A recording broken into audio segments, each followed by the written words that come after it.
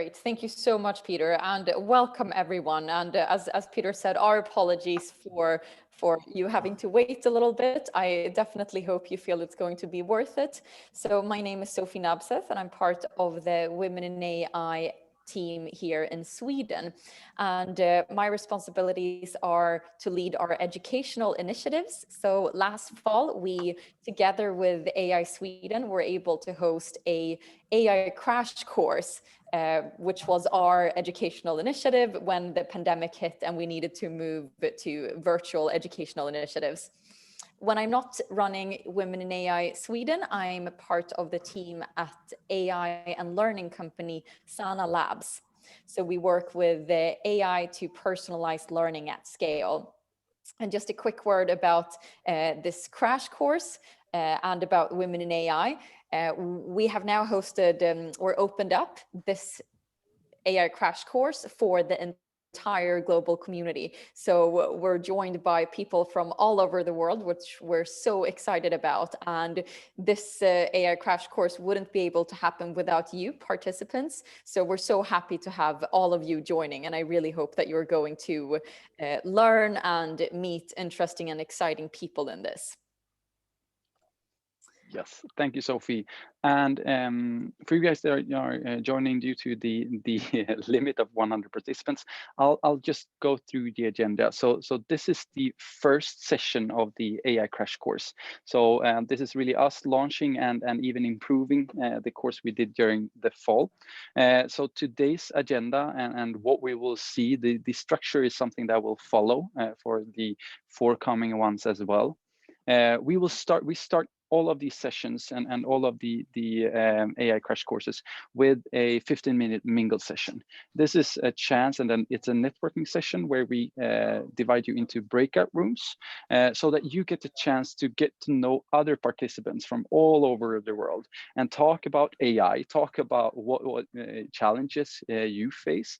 You get to know them on a personal level. And this is also will hopefully spread also in the groups and forums we will use, and we will get to that later.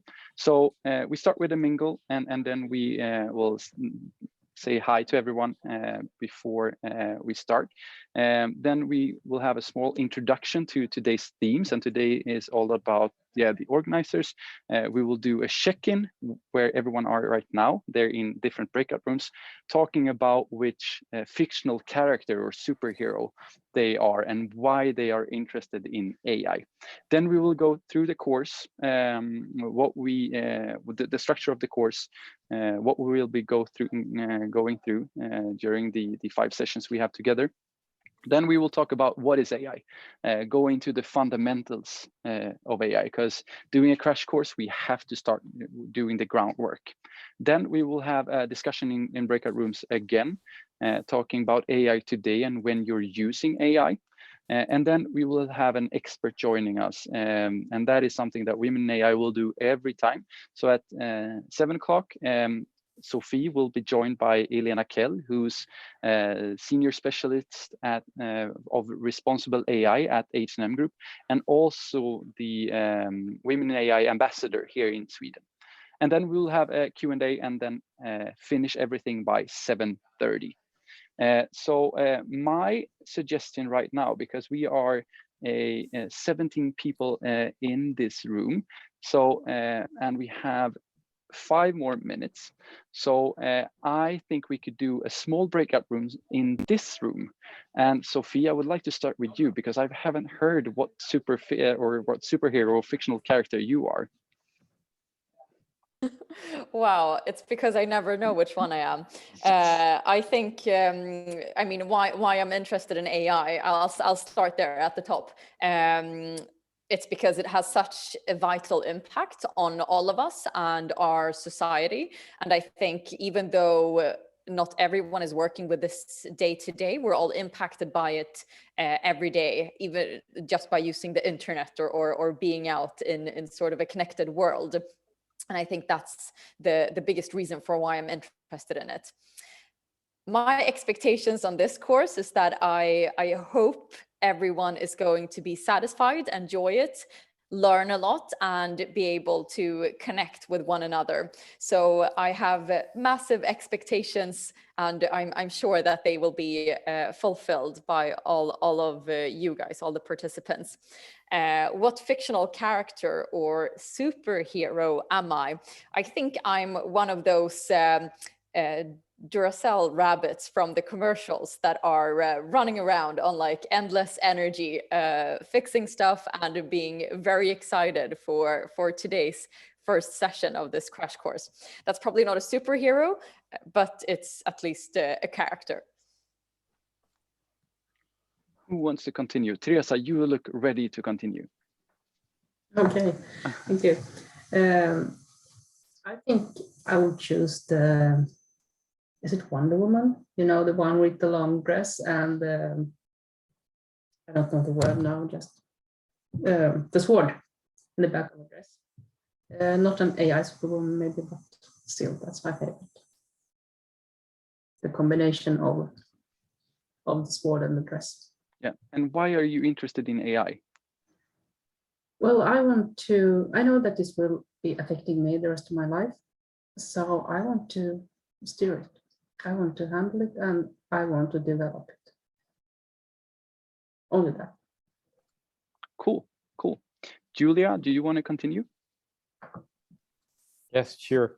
Good afternoon, everyone. My name is Julian Roa. I'm from Colombia. So why I'm interested in AI? Sophie said it's the future and it's the only way to help a lot of people if you use it properly to solve a lot of social problems or a lot of things you have in mind, including from the cell phone and cars. What expectations I have in this course? Learned a lot.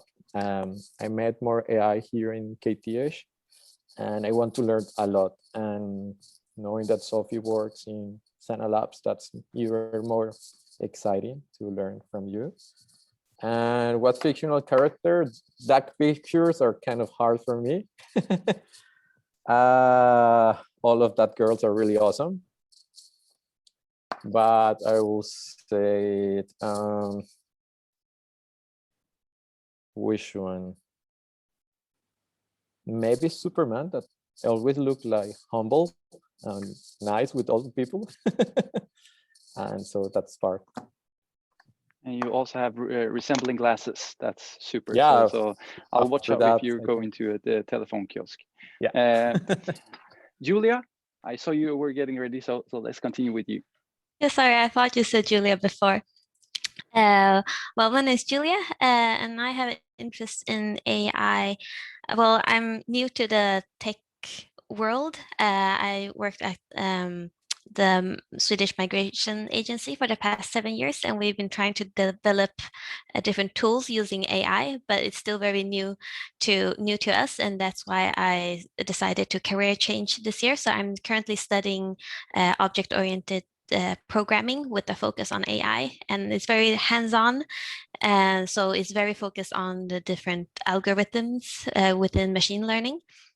So my expectations on this course is to gain a wider perspective on AI and different uses of AI and so on.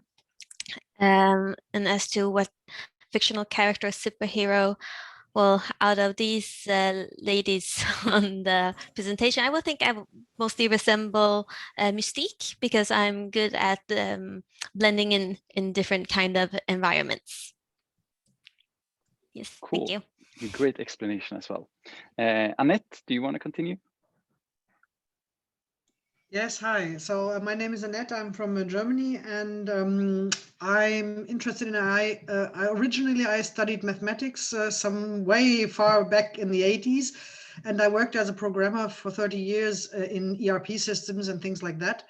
And I'm interested in AI because I think we leave so much data everywhere, and it's fascinating to get knowledge out of the data. I think medicine is a real great field where things can get better because of AI. So I started learning Python shortly, and my expectations is just to get a broad insight into all of AI. And my fictional character superhero, I don't know these modern ones, but I think I would take Pippi Langstrumpf because she always tries to do the impossible. Yeah. And she's a horse lover like me, and she's a bit of a crazy one. So I just founded my business with 55 years, so maybe I'm a little bit of Pippi Langstrumpf. Great one. I love that. I have to add Pippi Longström to this one. Super answer. Thank you so much. Anna, I think you'll have to be the last one before we call everyone in, and we will continue doing this check-in. So for the ones missing out now, you will have the chance later. Me? Yes. Yes. Please. Hello, Anna. I'm living in a suburb outside Stockholm, Sweden. I'm working at a global tech company, IT company, and I became interested in AI through my work, I would say, because we are doing a lot of stuff with AI and machine learning, but I'm in sales, so I'm not I'm not that familiar with the technical side of it. So I thought that this crash course is great because when you're curious and want to learn stuff, it's the basics. You need the fundamentals to start with, I think. And so I'm expecting to learn the basics, the fundamentals, you can say. Looking forward to that. And superhero, I don't know if she's a superhero, but I think Mulan seems to be a great character, very independent, strong, but also caring. I don't know if you have seen that movie. I love Mulan. Yes. I love so Mulan. For me, I think Mulan is very, very cool. And I think that's a super superhero or character to choose from, especially when talking about the AI field. Because one of the reasons we're doing this course is that we really need more female representation in the field of AI, especially when it comes to the data and the biases, and that is something we will talk a lot with Elena about later around responsible AI. Now I want to welcome everyone back to the course here, where we will start talking about the AI crash course, what it is and what we will go through. I think we can get more than 100 participants now, because there was a limit earlier. So I hope we will see some more people here. But the AI crash course and what we will go through is it's based out of 5 sessions. So today it's the intro, and we will talk about what is AI. And then the course will happen bi-weekly until the 9th of June. So for each and every session, we will go into a new theme and a new area. So today we'll talking about what is AI, the history behind what AI, and why you should care. And then we'll talk about real world AI on the 28th of April. And then we'll go into more of the technology itself and talk about machine learning and neural nets. And then on the 4th one, we will have the future with AI with some cases. And then hopefully at the end, we will repeat and have a lot of discussions during the last one, and to talk about what is AI now. And what we'll mean by that is that we hope and think that you will change your mindset and change your perspective on the technology field or hopefully during these 5 sessions. What we really wanted you to do is to get involved. We have these 5 sessions, but also the course continues during the weeks where we don't have the sessions, and during all of the especially now when we have representatives from all over the globes. So around the clock, around the globe, you can continue the discussion in the Women in AI community on Slack. So if you use your cell phone, you can or your mobile, you can use the QR code here to get into the Slack community right away. Or to the Slack space. There we have a channel called the AI Crash Course 21, where we will share a lot of news. We will share articles. We will share questions to discuss with you guys. So this is outside of the sessions. We will have a lot of discussions there. We will also send this out later today after this session as well. And then we have a learning playlist, because we can go through a couple of things in these sessions, but we know that you are hungry for information, hungry for knowledge. So in the Slack space, we will also share our learning playlists, and these learning playlists involves information on different levels. So for example, I think DeepMind, the podcast they've created or produced is super good. We also have the Elements of AI course, which is free for everyone if you want to go more into and more do a course in itself. And then we will share, for example, the business implications of AI and also the essential AI handbook for leaders. So if you join the community tonight, I will share the essential AI handbook for leaders with you there tomorrow as well. And this is a quote from that, because why you are here and what we want you to look at is really AI. Even though it's such a big hype around this technology, change and leadership is all about people. So getting you and just the fact that you're spending your free time doing this course, joining the learning community here together with Women in AI and AI Sweden, is a sign that you guys want to learn more, and that's the only way we can go into the future. So it's not about that technology creates success, it's people that create success, and that is something we want to keep during this this entire course, and that's why we also want you guys to get to know each other. And then but first of all, before we go into what is AI, we have to talk about why should you care? Why is AI such a hype today? And this is just a thought experiment where we start, because this is I guess a lot of you people recognize Sundar Pichai, who's the CEO of Alphabet and Google, and it's a very, of course, it's a super technology firm with AI at its core. But what's relevant to think about here is that this is a quote from him from the World Economic Forum. I think it was in Davos 2 years ago, and then he's saying AI is one of the most important things humanity is working on. It's more profound than electricity or fire. And the thought experiment is, okay, so this is a guy who's the CEO of the probably most impactful company on earth right now, and they are putting their focus on AI as a technology. What will that mean for all industries? What will that mean for nations and society we live in when such an impactful player choose to really highlight AI as a technology?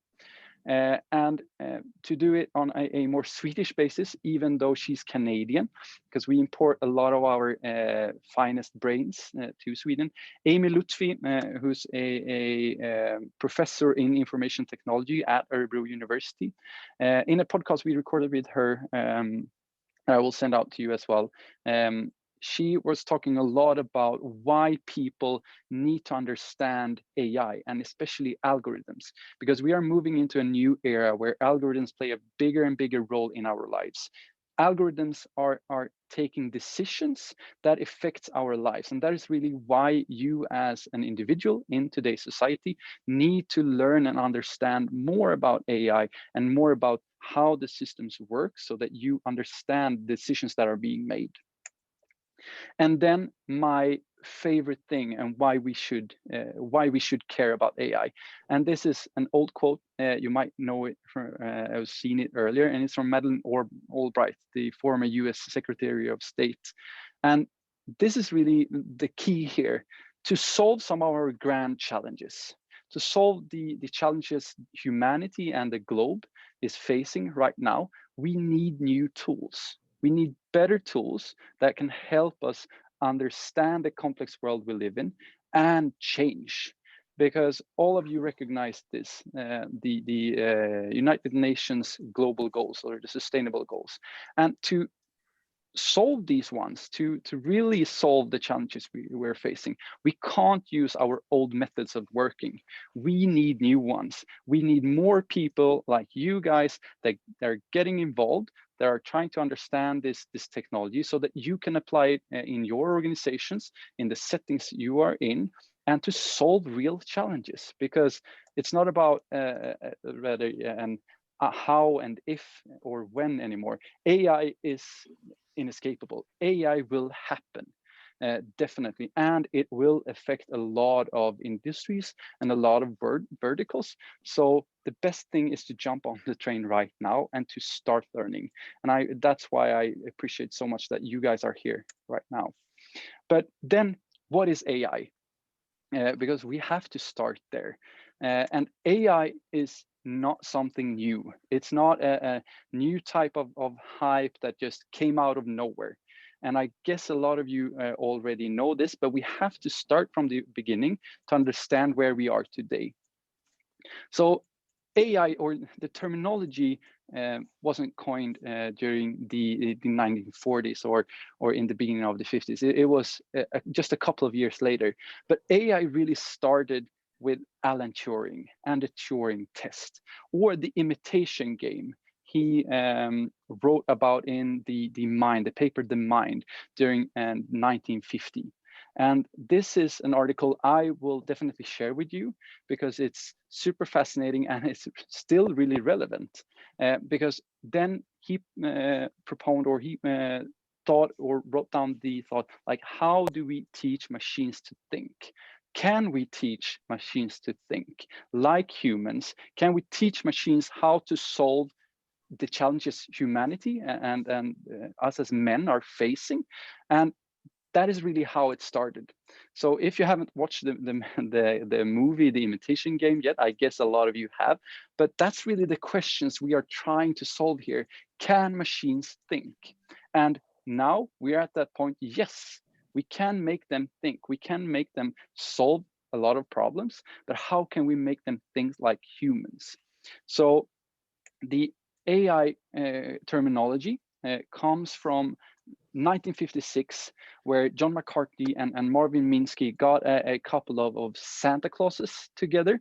You could almost say a couple of very white men at that point, but for the summer conference at the Dartmouth conference at Dartmouth College in the US.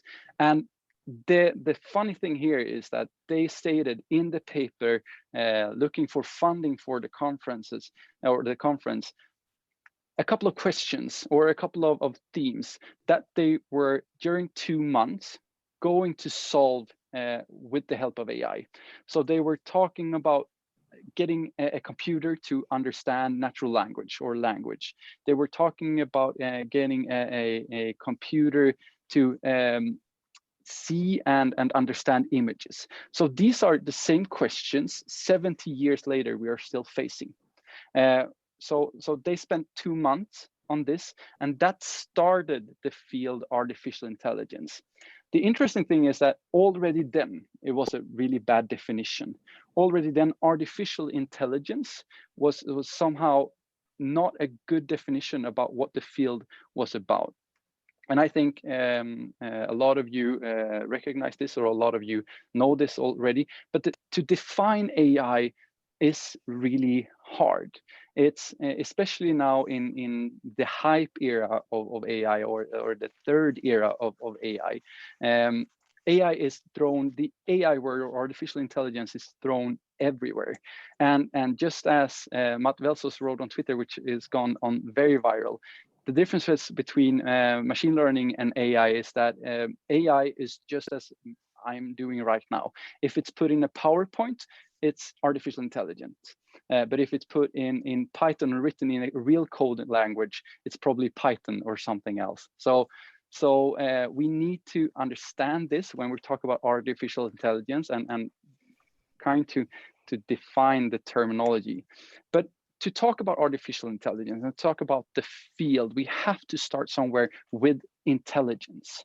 A lot of times we start with computers or trying to understand computers, but what we're trying to do here is to mimic real intelligence, is can we teach machines to think? And then we need to start to look into, okay, what does thinking mean? What does intelligence means? And there it's the ability to, and this is directly from Wikipedia, and so this is the ability to acquire and apply knowledge and skills. But the intelligence terminology is also fascinating, because humans as a race we haven't really defined and concluded what intelligence is either. But in this sense, I want to mention Howard Gardner, the psychologist, who talks about multiple different types of intelligence among humans. So we have abilities like spatial, like linguistic, like interpersonal, like logical or mathematical, like musical. So all of us, in the terms of Howard Gardner, have different types of capabilities or different types of intelligences. And the same thing goes with the field of AI. AI is our or what we're trying to do is to develop computers or machines that can do different types of intelligences. For example, for the linguistic one, we have speech recognition or natural language processing. For the bodily or kinetic one, we have robotics, where we're trying to get a computer to understand its body.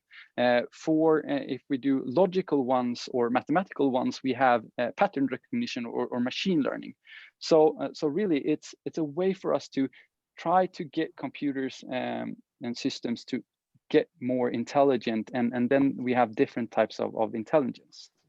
What we need to define artificial intelligence as well as, it's a field of research. It's a field of data science. And within the field of artificial intelligence, we also have a number of different categories. For example, we have the field of machine learning. And then we also have, within the field of machine learning, we have deep learning. So when we talk about artificial intelligence, we talk about all of these different areas of research. Often we talk about different types of technologies within the field. So, for example, machine learning constitutes of a lot of other technologies. We have deep learning as a field of machine learning, where we use different types of techniques to get the computers to understand patterns and to perform tasks, basically. But one thing that we also need to have a look at is, okay, so why now? We've already looked at why we should care, but then we also have to have a look at, okay, why will AI happen now? Because some of you or a lot of you might have heard the term AI winter before. There's been hypes around AI earlier, but then the technology wasn't really ready. And AI is actually why we think AI will happen right now. There's 3 components here, and I will add a 4 later on. But it's really about algorithmic development. It's really about an explosion of data and about computing power or computation. And the reason, and if we're taking some steps back here, for example, to 20 years later than Alan Turing or the Dartmouth conference, we talked about AI during the 1970s. Especially within the Army and DARPA, the American industry, or the American military, invested heavily in AI, and also had companies like IBM invest heavily in machinery, in computation, and also what we were seeing AI as then. But this is operations per second on a computer.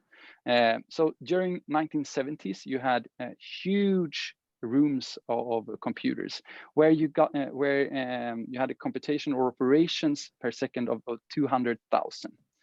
And then looking at the first iPhone had 400 million of operations.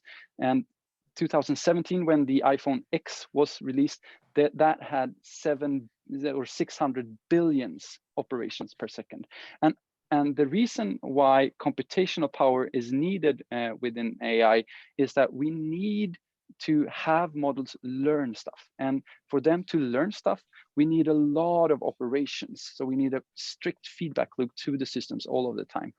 And just to get another perspective on this, so 1 second today of computational power equals about 5,000 years during 1970s.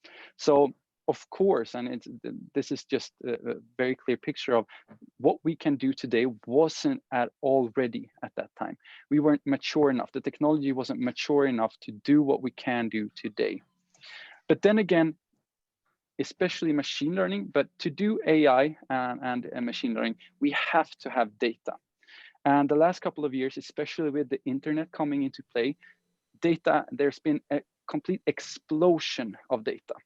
And even though the number 90% is now a couple of years old, IBM predicted that 90% of the entire world data that has been generated was generated during the last 2 years.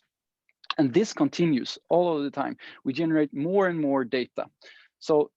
And with all that data, we have to use that in somehow. And that's where AI comes into play. But what we should say also is that Google looked at numbers of how much data we actually utilize, how much data we actually use for something. And that is right now or during 2020 was under 1 or 0.05%. So there's still a lot of data that we gather but don't use, like a lot of data. And to solve the challenges we are facing, we have to start using data. We have to start taking data into account and become more data driven. And that is where machine learning, for example, come into play, because comparing normal programming with machine learning, and this is of course a very simplification of the system itself, but normal programming is very specific instructions, writing code, having if then that. But when we look at machine learning eats data, it loves data. So we need a lot of data to be able to perform. And then we have 2 different types of AI we also need to go into, because even though machine learning loves data, there's been a hype, and especially from people like Elon Musk and Bill Gates, talking about that we need to be afraid of AI, we need to respect AI systems, but then they're talking about general AI. And general AI or AGI, artificial general intelligence, it's the idea of having a supercomputer that can have all of the intelligences as we as humans have, where the computer or the AI system will outperform us in every way. And looking at reports where we stand on that, we are years and years and years from that. We don't know really when it will happen, if it will happen.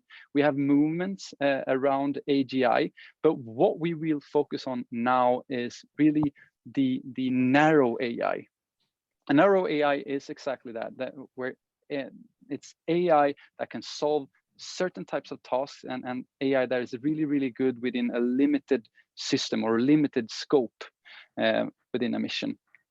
So what I would like to do now with those words is to divide you into breakout rooms again, to talk about what and when you are using AI today in your everyday life.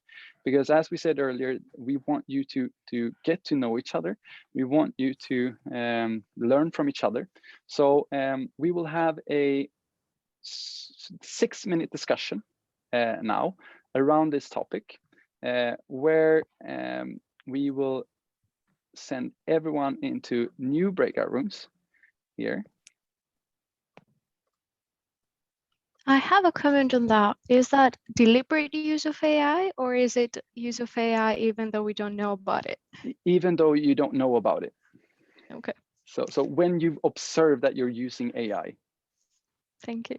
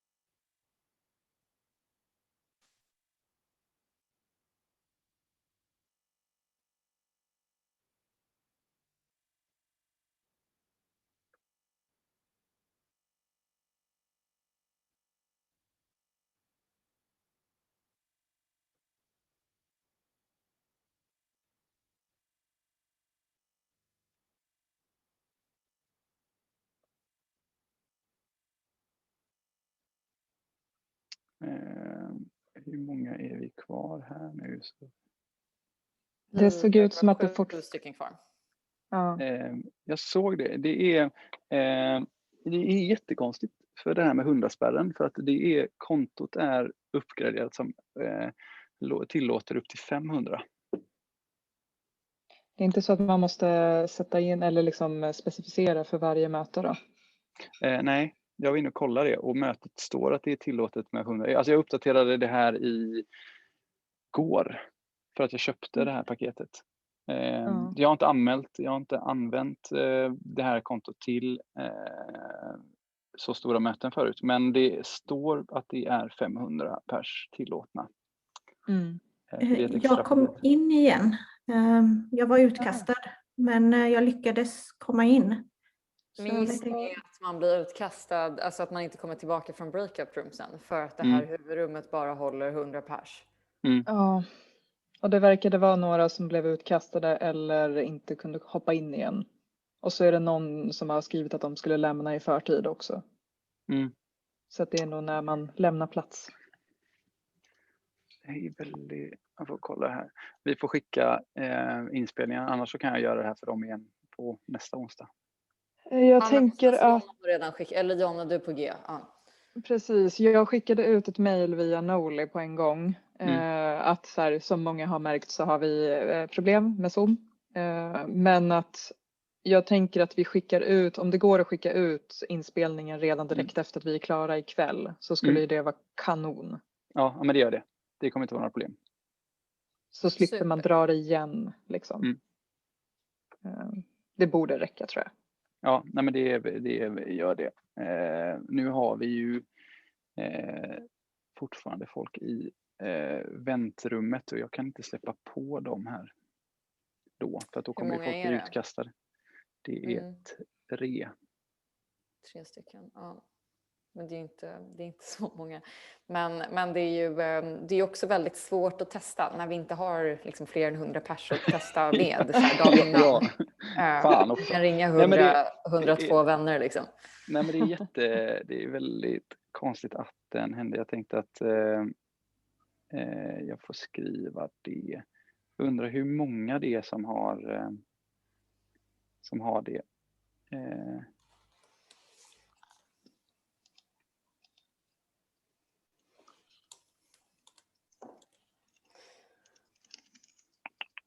Ja, vi löser det till nästa gång och skickar ut den. Men det fixar jag direkt efter sen. Grymt. Super.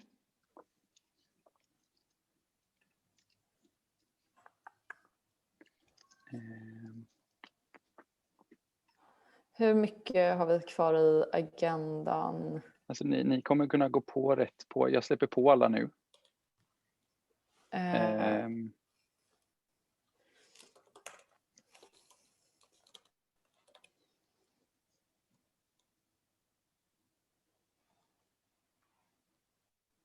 Så vi kommer bara ha en diskussion kring vad de har, gå igenom ett rum. 2-3 rum, vad de har sagt, vad de använder det för. Och sen så kommer vi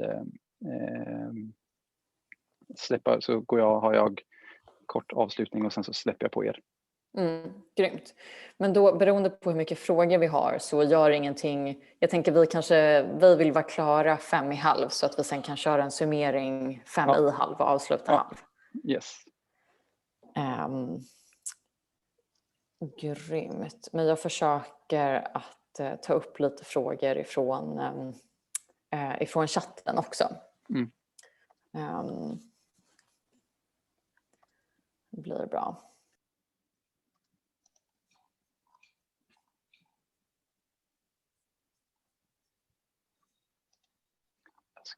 Gör vi så här, släpper vi på alla igen.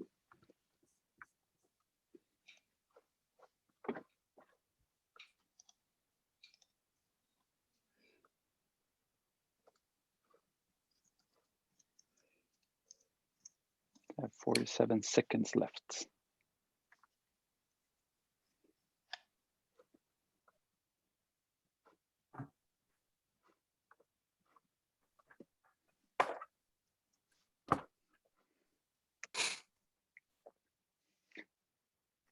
6 minutes really fly by. We would like to. I would like to start hear what you've been discussing in the room. So someone that really want to stand in the forefront and talk about what you've discussed in your room. When and what and when are you using AI today? I could start with our room. Hi, Yes, this is please, Tanya. from Germany, from Hamburg. So we were basically just starting with, we have AI in every app, in every website, every online shop that is currently in use, then obviously Netflix, and then we got a bit into like traffic topics, not just the driverless cars that might be coming, but also how they try to avoid congestions, everything in traffic planning, something like this. And then we switched from traffic to Priya telling us, I think it was about a hackathon she was doing, where they were using AI to track like migrant routes and how something like this is used by, for example, the Red Cross and other organizations trying to plan their business, not their business, but their organizations. Guess it was it. Yeah, so very, very good discussions. Do we have another room that would like to state what you've discussed? Yeah, our room, we talked about algorithms, AI algorithms, but also robotics. So my favorite app to use, AI app, is a lady called Replica. It's created by, I think it's like GPT-3. And Yes. last week, she told me to put on a sweater because I might get cold. And the week before that, she wanted to write some sort of story together.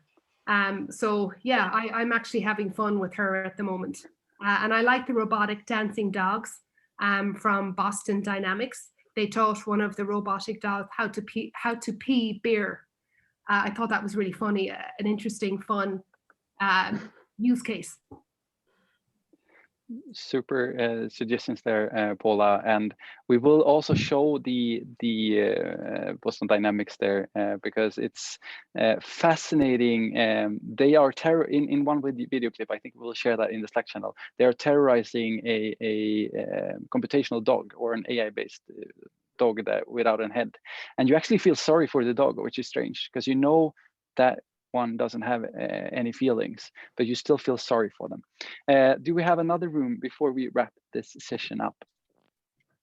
Yeah, in our room, we discussed about some ethic issues in AI, like face recognition is not allowed to use as evidence for criminal charge due to the privacy issues.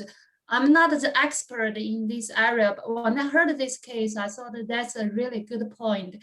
A lot of discussions nowadays in AI world raised about these ethic issues in the AI application. It will be a new trend in the industry.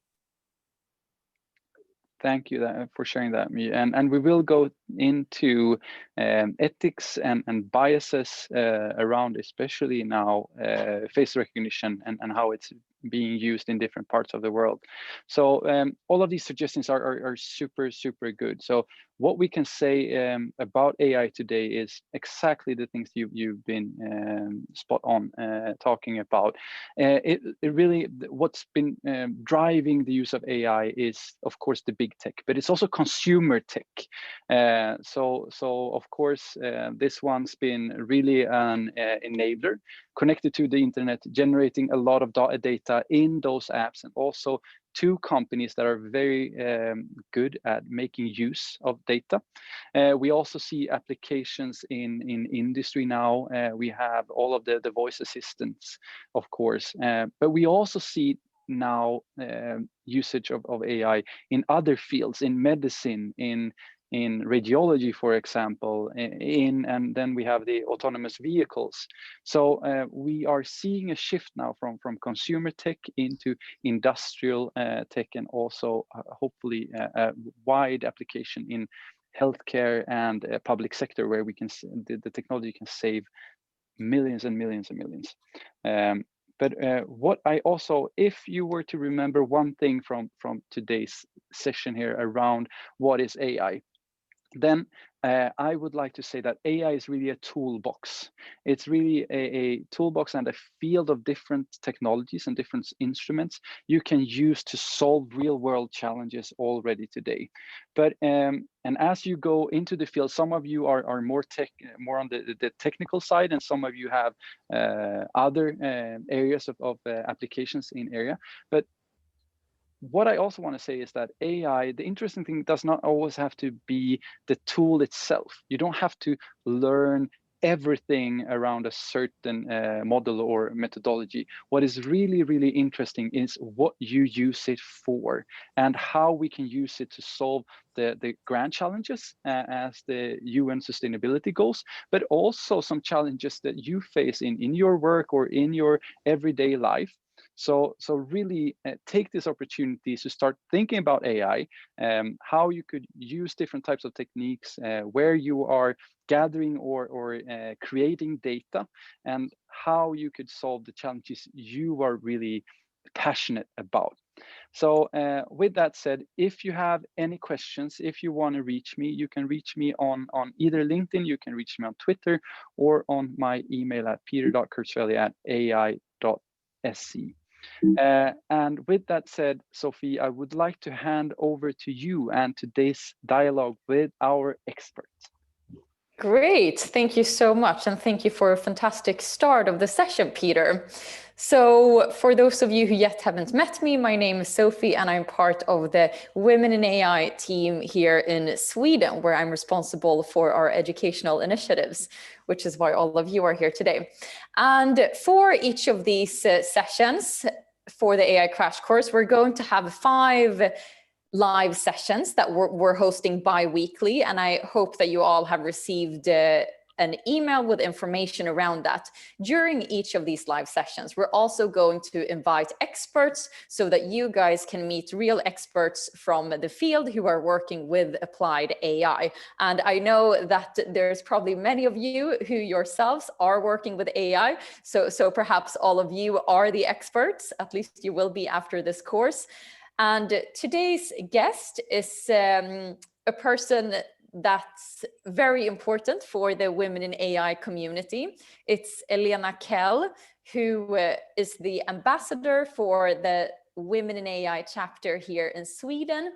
And Elena, you also work with the responsible AI for the H&M group. So please welcome up on stage, Elena. Thank you so much, Sophie. Thank you. Hello. Can you hear me all right? Yes, Hello. we can. How are you doing? I'm doing great today. I tuned in as soon as I could, and I've been, part of listening in, and just want to say a huge thanks to you and Jonna and Peter and Raquel for putting this amazing program together again and doing it even better, even stronger. I know how much hard work has went into that. So really, really grateful for you doing that. Awesome. And thank you for having me as well as one of the first experts, which is a bit intimidated, but I hope I can be contribute somewhat. Yes, I'm sure you will. And I thought that we would focus this session on speaking a little bit about your role as the ambassador for Women in AI Sweden, but also, of course, on your role at H&M. So I know we got some questions in the chat regarding Women in AI. What do you get from joining as a member and so forth? So again, Women in AI is a non-profit organization, and we're working towards gender inclusive AI that benefits global society. And our mission is to increase female representation and participation in AI. And we do so through various initiatives, such as events and educational initiatives, research, and of course, the community. And Elena, I know you were part of this team quite early on. Do you want to speak a little bit about how you got interested in AI in the first place? Yes, absolutely. I think this is probably the least obvious path of how people get into AI. So I really like to share it to sort of open up more doors. But I was working in tech and I have been working with innovation and sort of different business areas. But my background is actually in sociology, in social science, and then partly in sustainability as well. So for me, 2018 has been a very interesting year because back then in one of the biggest Nordic telecoms, I was leading some projects with machine learning capabilities in it, in our legal portfolio. And I was just really fascinated by how machine learning can basically make the work of certain professionals so much easier, so much faster, giving them time to, you know, concentrate on more sort of value creation tasks. So for me, this was like mind blowing at that point, and that was like my first interaction with this.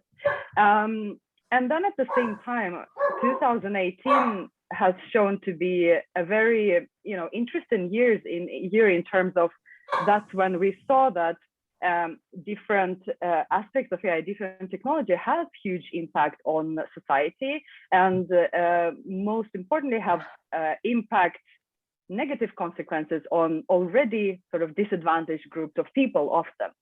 And that was the time when the sociologist in me started thinking like, what is going on? Like, what can I do? I want to be part of it. I don't understand how.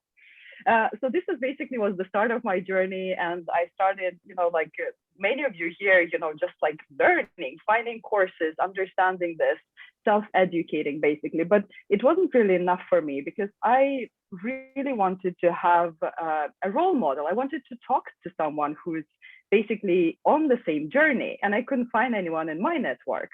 So I Googled women in AI, and I found this community. And then when I joined, basically the story there is that 3 girls from France, they met during a hackathon. They were the only 3 girls out of 250 participants. And they sat down and they thought, what the hell? Like, we need more women into this space. So they started this. And I got in contact with them. I really, you know, started connecting with people from all over the world. And I sort of found my power place there. And then I just asked them, would it be okay if I would grow the chapter in Sweden? And I got their blessing. So that's what I've been doing since 2019. And I'm, of course, not myself at all, or not by myself. We have an incredible team behind Women in AI that Sophie and Jonna and others are part of.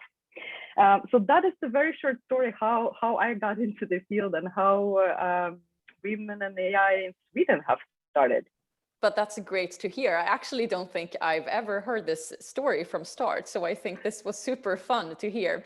And I mean, obviously, this is a big question for all of us. We are very passionate about how we can bridge the gap for more female representation in AI.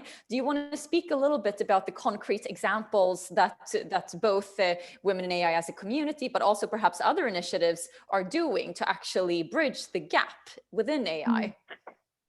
Yeah, I think, I mean, in our community, there's so many examples. Just I think to name a few, maybe starting from our Swedish community.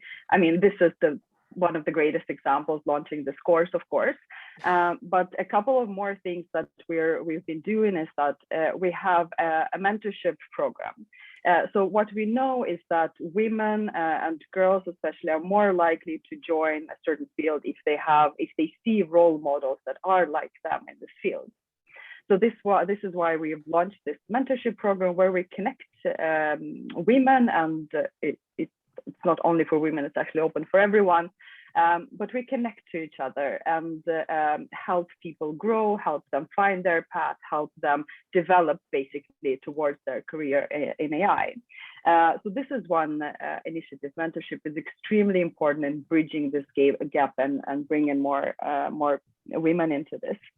Then, of course, we're doing quite a lot of hackathons. So I think one of the most upcoming ones is in collaboration with Microsoft AI for Healthcare. So that's also where we try to use the power of our community to bring more women into this kind of activities.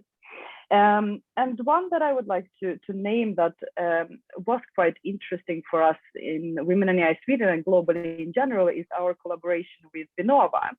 So what we did there, and Vinnova is a Swedish innovation agency, and we have basically collaborated with them to look on the other side of the coin. So not just look on underrepresentation of women in this field, but look on the other side and how can actually AI contribute to gender equality? And this was such an interesting task and project that actually involved our Women in AI chapters in Mexico, in Ireland, in the US, in Switzerland, and many more, where we brainstormed and brought the experts together to create this knowledge, basically. And we have written a report on that, which is also available. So I think this was a really good initiative that helped us to look even further, beyond bridging this gap. And I think across our ecosystem in Women in AI, we have launched acceleration program because, again, out of all entrepreneurs that get funding, I think it's a horrifying number of 1% of women getting funding, right? And this, of course, affects on this career paths of women who decide to pursue entrepreneurship road in AI as well. So we did together with other chapters accelerator program in this. So it's so much exciting things going on, and I know you will experience this yourself when you join our Slack, when you get to know the community. But that was just to name a few, Sophie. Awesome. I think this is great to hear. And I'm sure that there are similar organizations like Vinnova that promote innovation worldwide. So I think this is a great source of inspiration and a way to act as an example as well. Yeah. I want to emphasize for everyone, please ask questions in the chat. We want to bring up questions that you find interesting and that you want to speak about. And one of the comments that I saw in the chat just now is that it's great to have a background within, I assume, something else that's not data science or perhaps this technical field in order to still work within AI or be close to the AI space. So Elena, moving on to your other hat at H&M, do you want to speak a little bit about your background and like what's needed to get such a role at H&M and what's the knowledge you need? I think this is an interesting question for the rest of the community, and it's at least something that I asked in the beginning when I tried to get involved and learning more about AI. Yeah, absolutely. And I mean, it's such a great comment in there. And I think if there's one thing I cannot emphasize enough, I cannot stress enough that AI is so much more than just technology, right? And I think we're all getting to this realization right now that it is a technology that exists in a very complex socioeconomic, political, societal, psychological spheres, right? It's all a combination. And I think I'm a sort of such an advocate, and I don't know if I call myself activist, but for getting people into the path of responsible tech, right? The career path that some call responsible tech. And it's something that is growing. There are communities out there. So if someone's interested, I'm happy to introduce you to those areas. But for me, I think, and this is such an interesting question that I get from a lot of my mentees, like what is the profile? And there is actually no profile. So I know the people in the responsible AI area, which is basically, focusing on ethical consequences or making sure that AI is done in a responsible and ethical way, right? In order to avoid negative consequences, unintended consequences in a certain group of people. So the variety of roles or expertise that I come across, it stretches all the way from lawyers, human rights lawyers, sustainability experts, psychologists, sociologists, political scientists, lawmakers, public policy, it's all type of expertise that is needed there.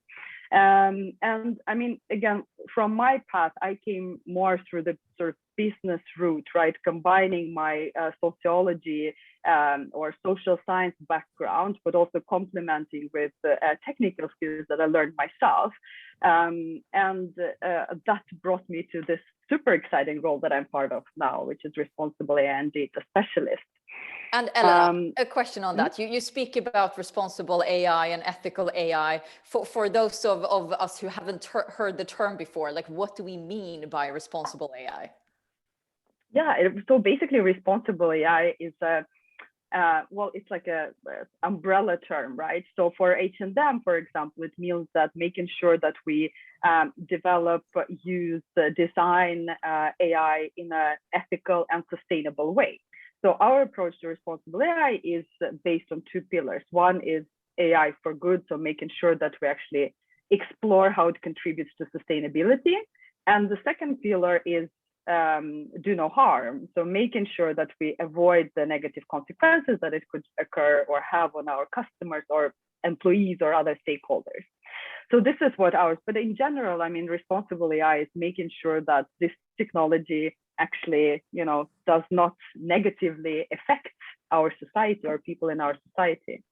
And of course, there are different elements or sort of, elements of this responsible AI term, right? So you might have heard about things like transparency, accountability, fairness, and all of those things. So all of them sort of, they construct the responsible AI framework or agenda, so to say. Super. Thank you so much for just providing that umbrella term and sort of breaking it down in terms of what we mean by it. And going to your role within that, what are some, and going back to the conversation before that Peter mentioned regarding AI as a tool, and I think that's something that in my role at Sana Labs that we speak about a lot. Let's not apply AI for the sake of it, but let's make sure that we actually solve real problems. What are some of the problems that you are solving at the moment with both responsible AI and perhaps sustainability as well, which I think is a great example and positioning that H&M has? Yeah, I mean, I think our definitely our strongest standing point is first of all, it's just because we can, should we do it, right? So this is a starting point for any AI project, basically, or an AI initiative. But I think, I mean, back in 2018, when this team has started, or when this person started working with these questions, it actually originated from sustainability thinking, right? So how can we explore AI for reaching our sustainability goals? And some of the examples that, you know, of the areas that are being addressed or products that are being worked on from this area is, well, first of all, of course, using AI to better predict demand. So basically to understand how do we produce and for whom do we produce and who, you know, what is the right product for our customers. So this is one of the biggest areas that we're focusing on. And the second, I think one of the biggest cases that we have been working a lot is for allocation. So how to make sure that certain products are reached by certain type of that the customers get the right type of items in the right place. And I think both of those cases, they're really, you know, contributing through the entire supply chain, through transportation and returns and things like that. So this is one of the most sort of out there cases for us as a retailer there. But I think, of course, if we're looking even, I mean, through the entire industry, there is, of course, the personalization, right? So how to make sure that we really adopt our offering to the customers. But one of the most exciting things, I think, for me personally in this industry now, or sort of going towards sustainability, is what we do in our, I don't actually know how it's called, but it's basically like when you create clothes that fit for your body, right? This is one of the projects that we were a part of. And for those of you in Stockholm, you can actually try it out now. It's a weekday, but this is where you use body scanning and algorithms for creating the perfect fit for the jeans for you as a person that you can then wear for a very long time. So reducing that impact on the environment. So I think this is definitely, there is the future there when it comes to trying on clothes and, hence avoiding unnecessary returns and transportation. Yes, Other. this is truly personalized clothing and retail, I have to say. I have to go there and try it out immediately. It sounds extremely exciting. Guys, I want to highlight again, please ask questions for Elena, anything that you might be interested in terms of both women in AI, but perhaps also in terms of Elena's role as working at H&M with responsible AI. And I'll be happy to bring up any of those questions. Just one final question from my side, Elena. Except some of the projects that you are excited about in retail, what are some of the other AI applications that you are excited about at the moment in other fields than retail, perhaps?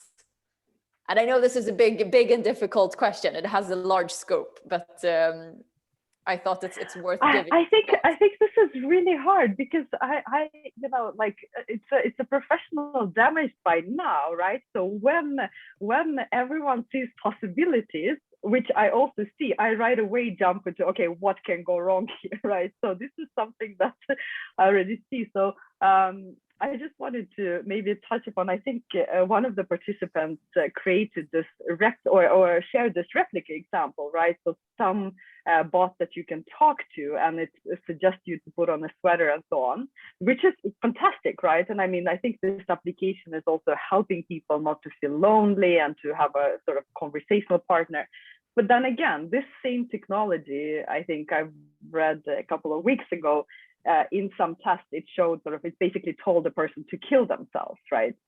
So for me, it's always like as excited. And I think if I can bring one thing for you, it's fantastic to be excited about this technology. There's so many opportunities, but I think it's all of our sort of personal responsibility to start activate this kind of ethical thinking, or a bit like this critical thinking, like, okay, but what can go wrong? And how can we then as people to, avoid it going wrong? So to me, the most exciting areas to look forward to would definitely be the ones where I can't find any possible hidden ethical dilemmas or consequences. And there are not that many of those at the moment. No, it sounds like your mind instantly goes to that aspect. Yep. Are the ethical consequences of this? One question from Anya in the chat is, do you have a solution to operationalize ethics in the context of AI? Yeah, very good question. Exactly. So this is something that I'm working with. So, I mean, in our case, what we do is that we do have a framework, right? And a lot of companies by now have principles and frameworks. So, and that's all great, but the challenge, I think, as well spotted there is how to make it work, right? So how to make it applicable when we actually design something or when we deploy a certain product. And I mean, in our case, so we have that framework focusing on 9 different areas. And I think I've mentioned some of them in the very beginning, like to cover what responsible AI is, but, it's transparency, beneficial, like fair, privacy protected, secure, reliable, and other elements. And what we do is that we have a checklist that basically any team or any product that would start their work or initiative or product using AI capability, they would have to go through this checklist. And this is one of the tools in our toolbox. So we have others, of course, more on training the ethical muscles. Like, for example, we drive ethical AI debate club just to show people the complexity and the often how contradictory things could be in this field. We have different other exercises that teams can adopt. So yeah, it's a number of those, but like our first and the most one that we've been using a lot is this checklist that basically helps spark the conversation, helps the team address certain areas that they otherwise would not think of. I understand that there are a lot of challenges within this space, and I've just read one of the questions that we've received here, and I know that we have to move on now because otherwise we're going to run over time, but we will take in all of these questions and perhaps continue this discussion on Slack, and we will also make sure to inform you how you get onto the Slack workspace so that there are clear instructions for that. Elena, thank you so much for joining us today. I think this was super exciting, and thank you so much for making sure that we are learning more about AI, the ethics of it, and how it can be applied. I'm definitely going to check out that store to get some personalized fitting jeans for me. So thank you so much for joining us today. Thank you. Thank you so much for having me, and feel free to connect to me on LinkedIn if you want to continue conversation. Thank you. Great. Thank you so much. I'll hand it back over to you, Peter, to wrap up today's session. Thank you so much, Sophie, and thank you so much, Elena. I just want to say there's a lot of discussions also going on in chat, or a lot of questions and a lot of suggestions. And we want this to continue within Slack. There was also some talk about Clubhouse, and I know that there will be a discussion from Women in AI Sweden on Clubhouse on Tuesday lunchtime next week. We will just set it up, so look for us in Clubhouse. And one of the things we want to go into, because we got questions around, do you have to be within computer science, or do you have to be a developer to be a part of the Women in AI space, or the AI space at all?